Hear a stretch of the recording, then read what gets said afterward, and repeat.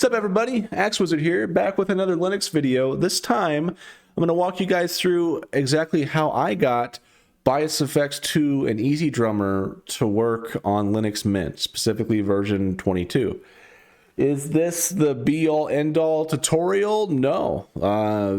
I just didn't see any other tutorials recently about getting bias effects working on Linux. So I figured I would give it a shot and make one. So let's go through what I did. I'm going to walk you through step by step everything that I did, some pitfalls that I ran into, the solutions that I found, and how I got it working. And at the end, I'll let you know if it's feasible or not to actually do it this way. Actually, I'm not going to make you wait till the end. Currently, it's got some problems still. There are some things that it doesn't run as smoothly as it did on Windows. So it's not perfect. So if you are but that doesn't mean that there's still not ways to improve it.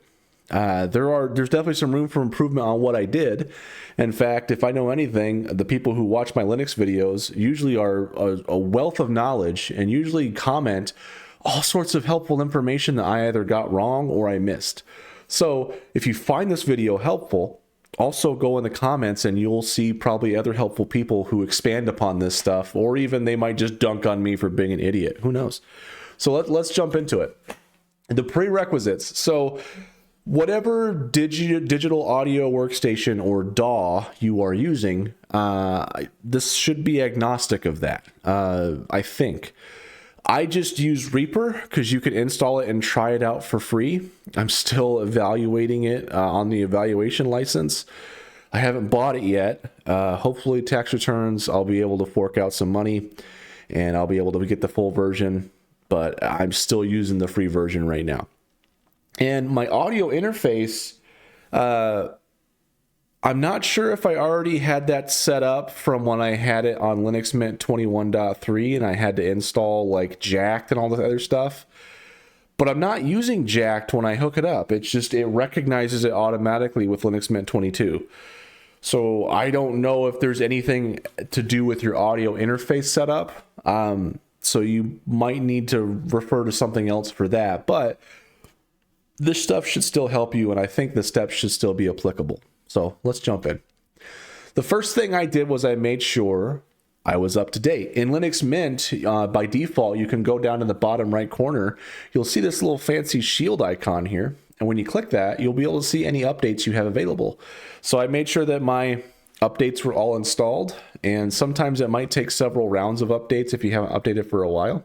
So get those all updated, and then the next thing I would do is I would make a time shift backup. So time shift just comes with Linux Mint out of the box. So I just created another manual snapshot, and that way, in case if I break things, I can revert back to my previous backup, which is what I had to do the last time I tried getting this to work. So time shift is definitely great. So next, to make this work, since bias effects and stuff like that typically relies, because they don't have a Linux version of it, you have to rely on Wine. There's a package called yabridge that bridges that gap between Wine and then the Linux audio system and allows you to pull those and interact with those in your DAW. It bridges that gap. That's the best way I could describe it. And thankfully, it seems to be the most common one. There's a few other ones, like I saw forum posts about like Lin VST and things like that, but yabridge is what I settled on. So I went with yabridge.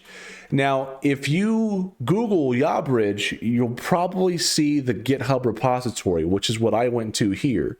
When you go to that repository, you just scroll down to the bottom. It should have the README down here. And this README actually details most of this process for you. Now, the first time I tried going through it, it did not make sense to me. So the second time I went through with fresh eyes and I was able to muddle my way through it. So I'm going to try to explain what some of this stuff does and walk you through it. So as you read through that README, the section 0 applies to us because users of Debian, Ubuntu, and Linux Mint should install wine staging from the Wine HQ repositories, as the wine versions provided by these distros repositories may be too old to be used with yabridge. Okay, so I clicked that link and it took me to the download page for wine. Now down here at the bottom you can see we have Ubuntu and Debian. So which one do you pick? Fun fact, both of those take you to the same page. So I just picked Debian, but it doesn't matter, Ubuntu or Debian. Ubuntu is built off of Debian and Linux Mint is built off of Ubuntu, unless you're using the standalone, I forgot what it was called, but I might switch to that version of Linux Mint eventually, but for now I'm still using the standard Linux Mint that is based off of Ubuntu. So I'm using the Debian package, and when you do that, it brings you to another README that starts detailing about how to install this. Now, the reason why it has these steps is that you basically have to add this repository to your package manager so that your package manager can install it normally, because it won't be able to install it if you don't add this stuff. So that's what this stuff is doing. So the first thing it has us do is, if your system is 64-bit, you can enable 32-bit architecture. So this sudo dpkg, the D package, I think it's just something that I'm a Linux noob, so feel free to butcher me in the comments and correct me. But it's just it's part of the package manager. It's separate from APT, which is, I think, advanced package tools, but it's used by APT. With Linux, there's lots of these open source packages that are melded together to make things work. So dpackage, I think, is part of that. That's my understanding. I could be completely wrong, though, so feel free to correct me. But what we're doing is we're running sudo, which is, so we're running this with elevated privileges. We're calling dpackage, and then we're just doing the add architecture i386. And this is enabling the 32-bit architecture. So this tripped me up because I thought that since I was doing this, I had to run 32-bit stuff. Don't fall into that trap. I'm able to run 64-bit plugins. It's fine. So it's just adding the option in case you do have to do that. If you look on the right, which my head is kind of blocking it, there's this fancy copy to clipboard button. So I put a screenshot here. You can just copy that. It copies it right to your clipboard. And then you're going to want to open your terminal. So in Linux Mint, you can just click the Linux Mint button at the bottom left, and then you can just click the terminal over here. It'll pop it open in your terminal. When you go to paste that command in, if you're new to Linux, don't do Control V to like paste, because it will paste it, but it will add a bunch of random characters around it. What I would do is I would right click in your terminal and then choose the option to paste. So once you paste that in, it's like a simple one-line thing. It doesn't take long. It just does it, and you're good to go. You're good to go to the next step. And the next step is to basically make a note of your distribution name. So the reason why we have to do this is so that we know exactly what version of wine staging that we're going to install. So this cat command, I think it just stands for concatenate, and the etc os-release folder, this is just basically outputting the contents of this folder. So if you copy this to your clipboard, right click in your terminal, paste it, you're going to see something like similar to this.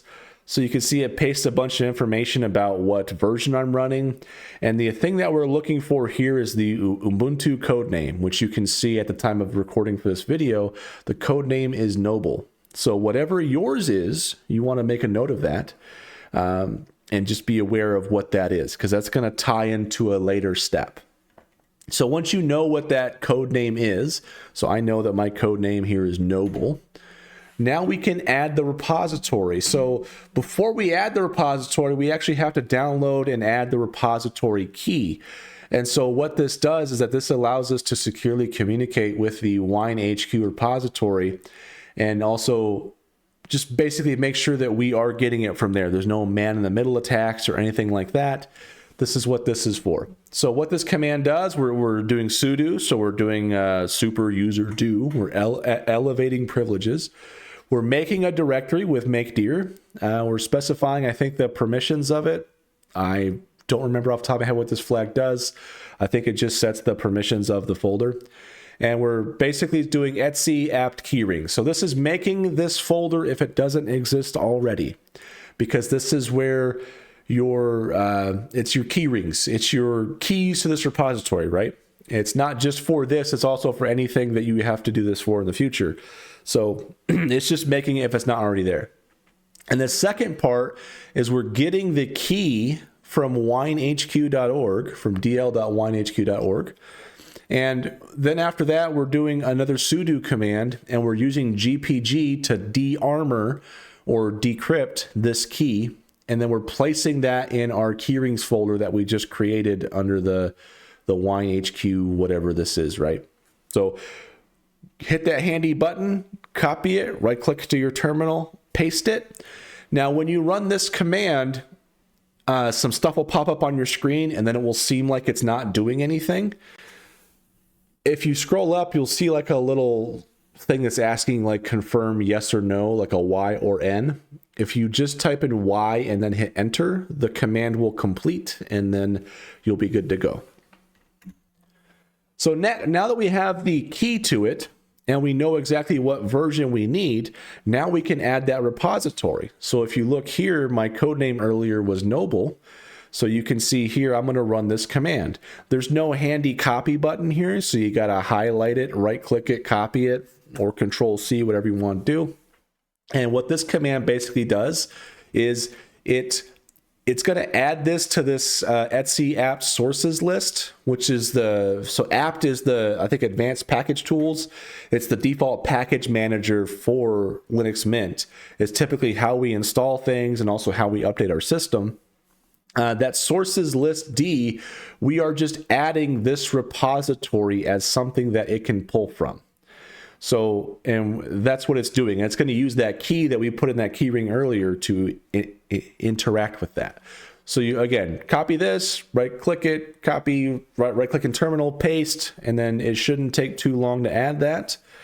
And then next, we're going to do the sudo apt update, and this is going to refresh the apt configuration, and it's going to track the source that we just added so that we can now pull from that repository. And now that we have all that done, now we can actually install Wine staging. So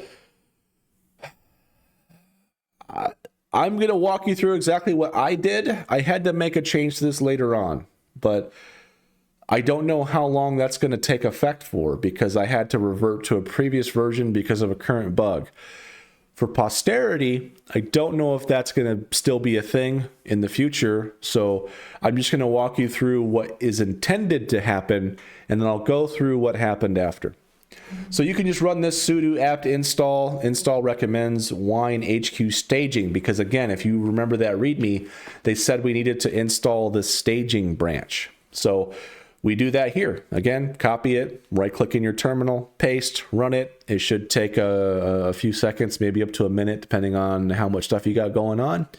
And you'll be good to go with wine, almost. So if we go back to the yabridge documentation, the README, we scroll down to the next section. Section 1's got some stuff, but the relevant stuff to us here on Linux Mint is on Ubuntu, Debian, Linux Mint, and Pop! OS, or in any other distro.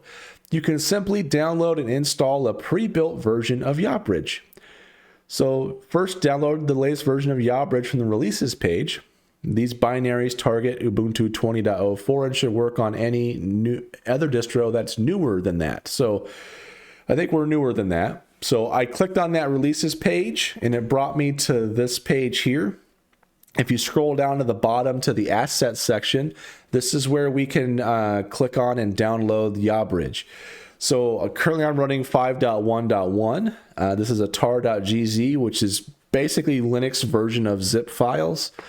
That might be a crude description, but it's what you can relate it to if you're coming from Windows like I did. So you're going to download this. So, and then once we download it, we have to extract it to our .local/share folder in our user folder. Now, if you read farther in this command, read farther in this section, it actually gives you a command that you can run. You can just change the XYZ, the version to like 5.1.1 or whatever it is. And you could just do it that way. But that's not how I did it, because I just read, okay, cool, it's got to be in that directory, got it. And then I just did it my own way. So what I did is I just used the built-in archive manager, which was a much more roundabout way of doing it. But I'll show you exactly what I did. In my downloads folder, I right-clicked on yabridge. You can see I had the yabridge downloaded from the last time I tried to do it months ago. So I downloaded the new one. I right-clicked it. I opened with archive manager. And once I did that, I clicked extract up at the top left. And then from here, I went and I clicked on my user folder. In this case, I'm Axe Wizard, so that's my user folder. And then I had to hit Control H on this screen in order to view the hidden directories. Basically, anything that has a dot in front of it is a hidden directory. So then once I could see my .local, I just clicked on my .local. I think I double clicked on it. And then once I was in there, I went to the share, double clicked on that. Then once I was in that right folder, I just went and hit extract. And then just to make sure after it was done, I went to that folder with my file, with my whatever Linux Mint has for the file explorer. I don't know what it's called. Finder? No, that's Mac. I don't know what it's called. It's the thing you look at with files and stuff, okay? You go there and you just look and verify that it's in the right path. You can see this yabridge CTL or yabridge control. That's in that path that it said it had to be in earlier. So we're good to go there. So then section C here had an important blurb for me. Whenever any step after this mentions running yabridge, like a yabridge CTL or yabridge control, then you should run the ~/.local/share/yabridge /yabridge control something. Alternatively, you can add that directory to your shell's search path. So at first I was going to do this, but when I went to edit the bashrc file like they recommended, I already had something in here from a previous thing that I did. And rather than going off on a tangent and trying to see if I can have multiple path variables at the same time, I decided to leave what I had there, and I just copied this part to a notepad somewhere. And then anytime I needed to run a yabridge control command, I'd run this whole thing and then whatever the command I'm trying to run is. So I'll show that later on. But that's an important detail. If you're not sure what to do about this, just copy this whole thing because you can run it from the complete path. Otherwise, if you try to run just yabridge CTL in your terminal, it might not know what the hell you're talking about. So you got to point it to exactly where it's at. That's all this is doing. So section 2 has a whole lot of stuff. Let's only focus on this top part here. Setting up and updating yabridge for your plugins is done through the yabridge control command line utility. The basic idea is that you first install your Windows plugins to their default locations with a wine prefix, just like you would on regular Windows. Okay, cool. So that's what we got to do first. So to install BiosFX2, I just went to Positive Grid's site. I just logged in with my account, and then I viewed my products, and then I could download the BiosFX2. Okay, awesome, sweet. Now, yeah, BiosFX2. So I downloaded that, and you can see here it gives us the options. I just chose the only one for Windows, 64-bit. It has the MD5 checksum in case you want to reference that to make sure that's actually what you downloaded. You can download it there, and it's about a gig. It's just over a gig.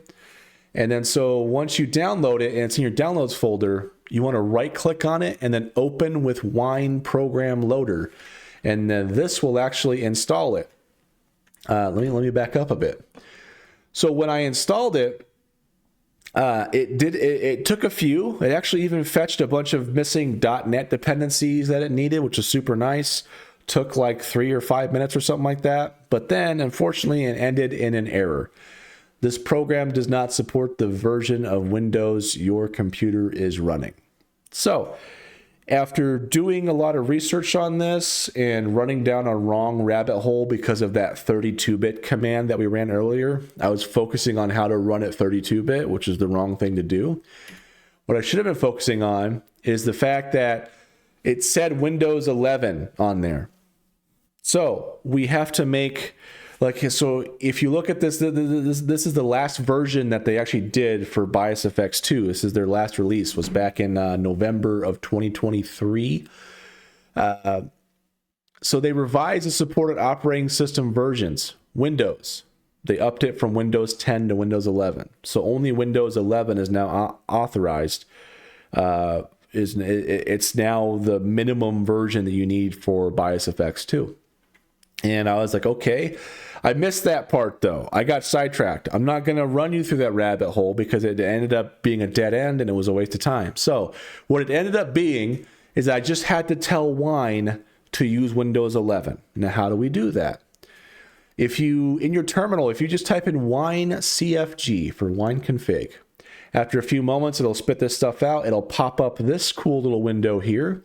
And under the applications, if you just go down to the bottom here in Windows version, it defaults to Windows 10. At least it did for the version that I downloaded. So I just switched that to Windows 11 and then hit apply. And then I was able to install it, ultimately. So give that a shot. And you should be able to install BIOS FX2. Cool. One roadblock solved. Sweet.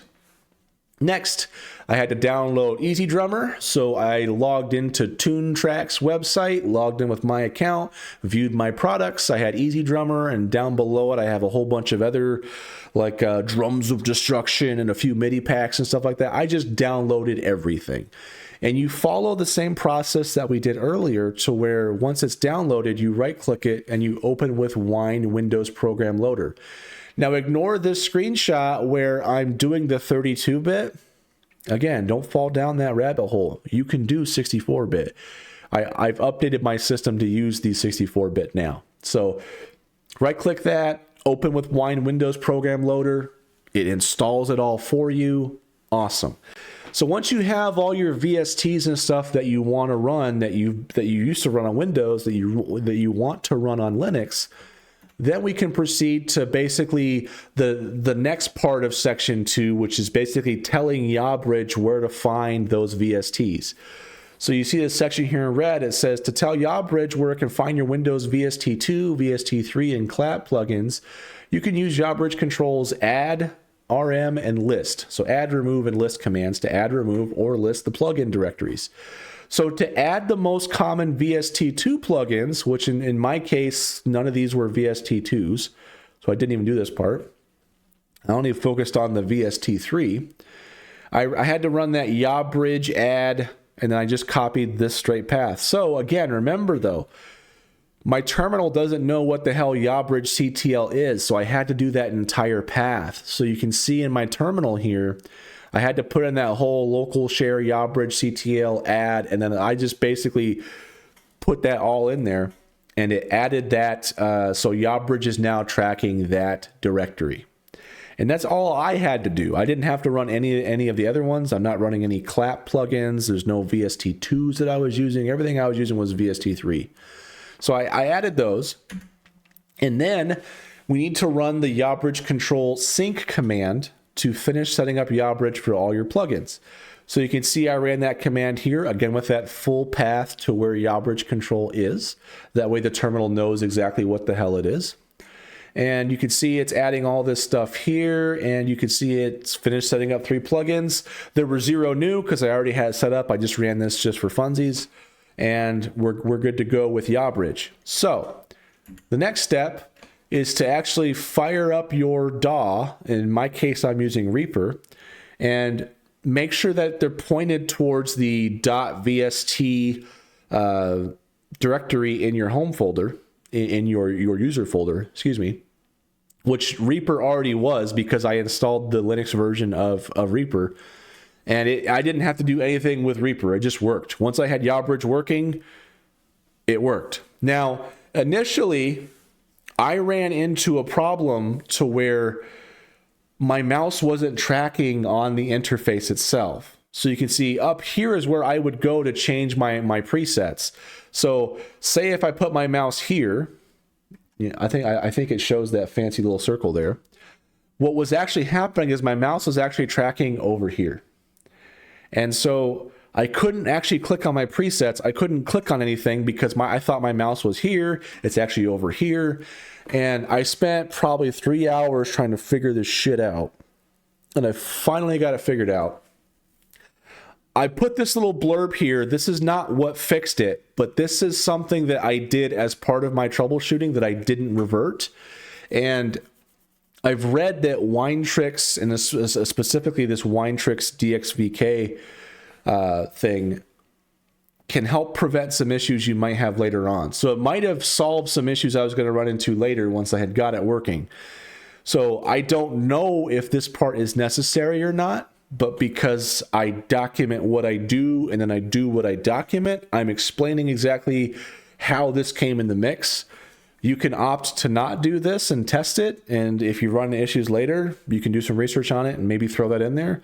For me, I decided to keep this change. I didn't revert it. It doesn't seem to be harming anything so far, and but I don't know if it necessarily solved anything either. So keep that in mind. But what ultimately did solve this issue is, after doing some research, I finally looked on the yabridge repository for issues, and someone put in an issue about the off-centered UI interaction of VST plugins.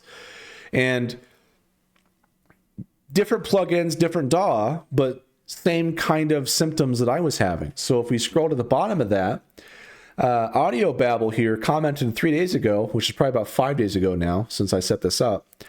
It seems 9.22 is where the problem occurs. Any subsequent versions so far, downgrade to 9.21 worked for me. So it's actually a problem with Wine, not yabridge. So when I installed Wine through Wine Staging, it actually installed version 10 for me. I think it might have been even 10.1. And apparently starting on 9.22, there's an issue where this is happening with VSTs. So people had reported that downgrading to Wine 9.21 or even Wine Staging 9.21 worked for them. So I did that. So the command I found was actually on a Linux audio forum, and this was actually answered like last month at the time of recording this video. So Wine Staging 9.22 also borked my Mint 21.3 box. To revert back to 9.21, I used Robert's instructions and modified them. So there's a code, there's a script here that I ran. I'm going to put the link to this in the description. I'm going to have the link for all the fancy stuff in the description of the video in case you want to go through it. But this is what I used to downgrade. What this does, I just hit select all, I just copied it, and I just right-clicked and pasted that right in my terminal and ran it. I didn't just do that willy-nilly. I actually looked at what it did first. So you can see we're setting some variables here. Version 9.21, that's our target version. Variant is staging, because we want staging for yabridge to work. The code name is basically getting that noble that we got earlier from the command. And the suffix is just getting the versions. It's just setting a suffix, so the version suffix. And then what it's doing is it's running the sudo apt install recommends, which is what we did earlier. And it's just installing that specific version for 9.21 staging with our variant, with our code name noble. And then it's also doing this sudo apt mark hold winehq staging. And what this does is this prevents your updater from automatically updating it later on, because you don't want it to be broken again. You can keep track of Wine and see if they fixed it, or forums if it's good to go, and you can do a newer version. So you can hold that for the time being. So this is what I ran to downgrade my version of Wine, if needed, back to 9.21. And that's how, and that solved my UI issue, and it worked fine after that. So closing thoughts on this process. Does it run perfect? No. There are a few things. So sometimes the UI on the plugins is kind of slow to load. So for example, like I can mouse over a button and it might take a full second for it to actually highlight that I'm actually mousing over it. But that's not too big a deal for me. I'm not a professional musician. I'm not in this 24/7. For a full-time musician, that could probably be a big problem. Can that be fixed? I don't know. I haven't dug into it enough. There might be some settings in Wine where you can maybe up the refresh rate of it. I don't know. I haven't put any effort into it other than just getting it to work. Some other things I noticed is that once or twice I played for about 2 hours with it. Like I was just playing some music and just trying it out. If I'm running a bunch of other applications, so like if I pop up like a browser with a bunch of tabs, or if I'm recording my using OBS to screen record and stuff while I'm doing all this stuff, I can get some latency, and at some points I can even get some stutters in the audio, which is a huge problem if you're a professional musician. But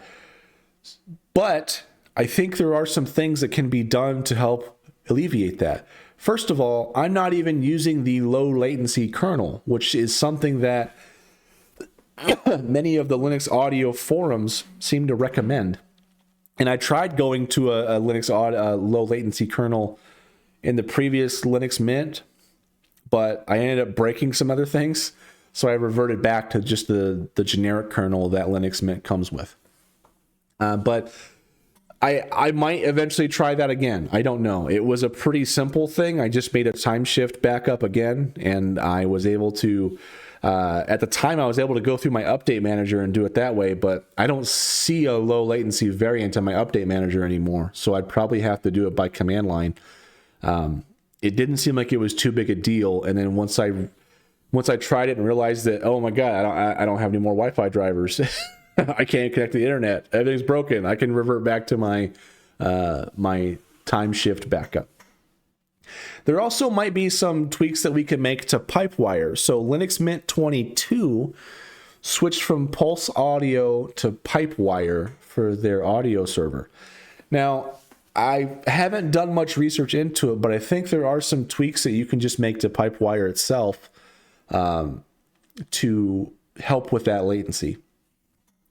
There also might just be some normal Linux tweaks that you can do that I haven't even looked at yet, but I remember trying to run some stuff like adding my user to an audio group and stuff like that, but I haven't done any research into whether or not that might be something that is helpful.